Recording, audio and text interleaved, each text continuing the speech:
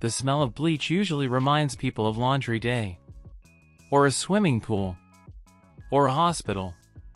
But to you, the smell of bleach triggers a very specific Pavlovian response. It makes you check your watch. It makes you check your gloves. And it makes you scan the floor for the one thing that can send you to prison for life: a single, microscopic drop of human blood. You are standing in the middle of a living room in a luxury penthouse in downtown Miami, or maybe London, or Dubai. The furniture is Italian leather. The view from the balcony is worth $5 million. But right now, the Persian rug is ruined. And the man lying on it is no longer a person. He is a biohazard incident. You are not a hitman. You don't pull triggers. You don't have a beef with anyone. You are a specialized sanitation consultant. The cartel calls you when the Sicarios get sloppy. And Sicarios are always sloppy. They leave fingerprints, they track mud, they use the wrong caliber weapons. They create a mess. You are the janitor of the underworld. You make the problem go away. Physically. Chemically. Permanently. Your shift starts when the violence ends. Your phone rings at 2 a.m. It's a burner phone, prepaid with cash. You never speak. You just receive a text. A GPS coordinate and a code word. Spilled wine. You don't drive a black van. That's for movies. You drive a white panel van with a logo on the side, Sparkle Pool Maintenance or 24/7 Emergency Plumbing. You have a uniform. You have a clipboard. You are invisible because you look like the working class. You arrive at the scene. The shooter is usually gone, or he's waiting by the door, nervous, shaking. He looks at you like you're a wizard. He bled a lot, the shooter says. You don't answer. You put on your Tyvek suit. Double layer. You tape the cuffs to your gloves. You tape the ankles to your boots. DNA is your enemy. Not just the victim's DNA, but yours. A single hair from your eyebrow, a flake of your skin, that's a signed confession left at the crime scene. You step inside. You assess the damage. This is where the engineering brain takes over. You calculate the weight of the object, never call it a body. You estimate the volume of fluid loss. You check the flooring. Is it wood? Tile? Carpet?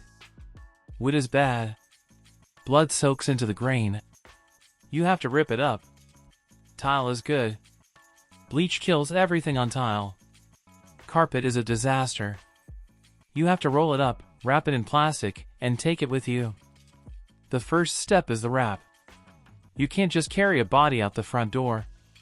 The doorman has cameras. The neighbors have Ring doorbells. You have to break the shape. The human form is instantly recognizable to the human eye. So you change the shape. You use heavy-duty construction bags. Or you use a rug. Or, if you have time, you use a laundry hamper on wheels. But before you move it, you have to stop the leak. You plug the wounds with superglue or medical foam. You wrap the head in plastic wrap, 10 layers tight. You are efficient. You don't feel disgust. You can't afford to. To you, this is just organic waste management. It weighs 180 pounds. It occupies 3 cubic feet. It needs to be moved from point A to point B without leaving a trail. Now comes the hard part. The disposal. This is where amateurs get caught. They bury the body in the woods. Dogs find it. Hikers find it.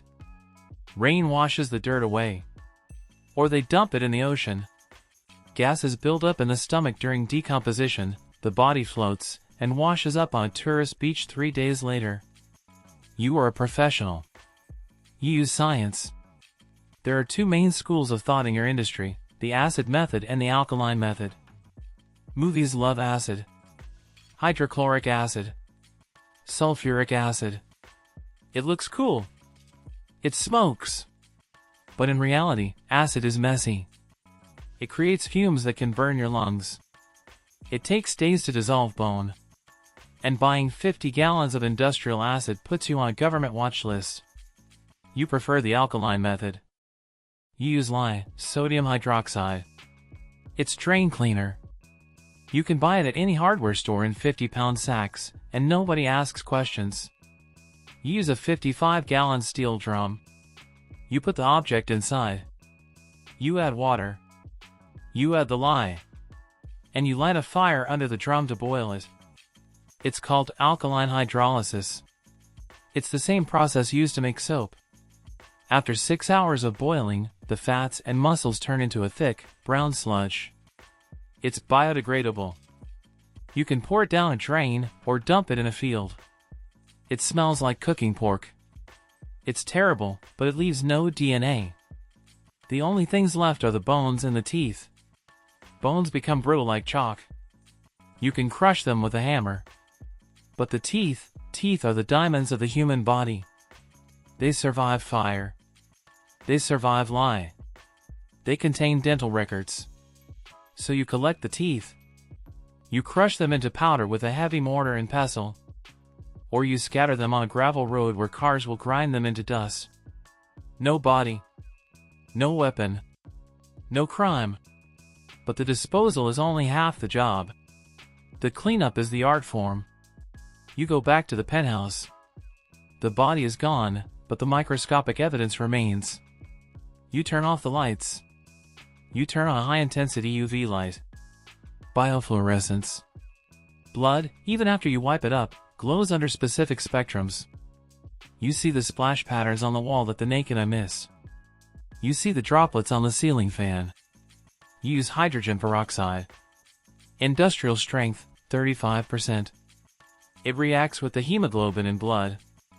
It foams up white. It destroys the DNA structure. Then you use an enzyme cleaner, the kind they use in slaughterhouses. It eats the proteins.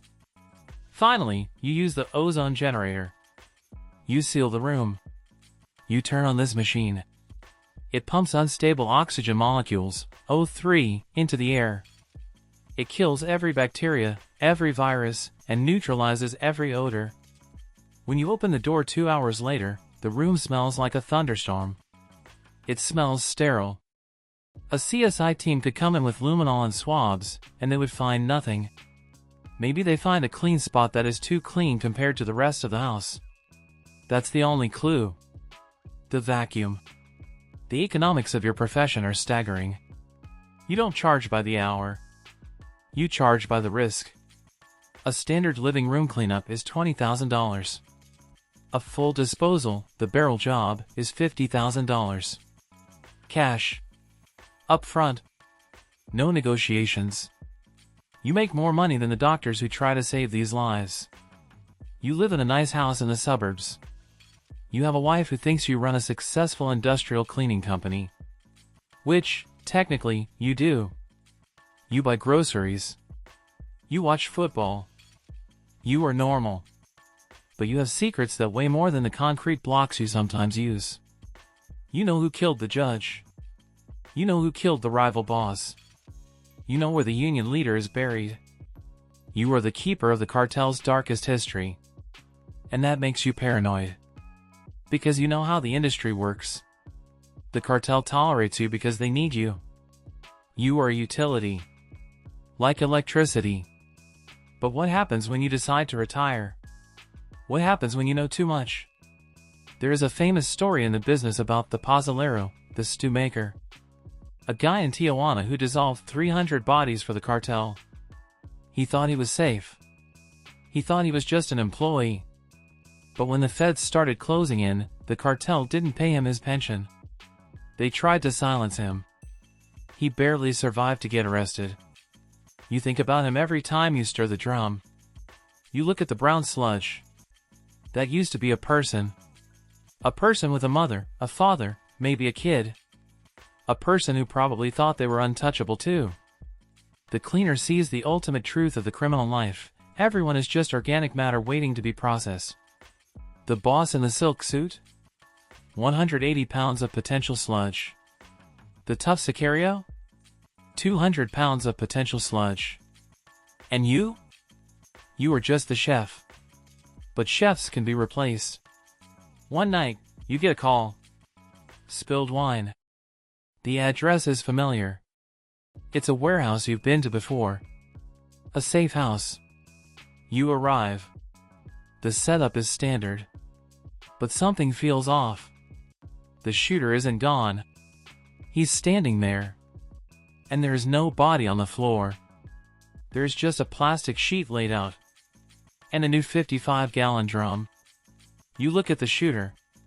He smiles. "Where's the mess?" you ask. "You're looking at it," he says.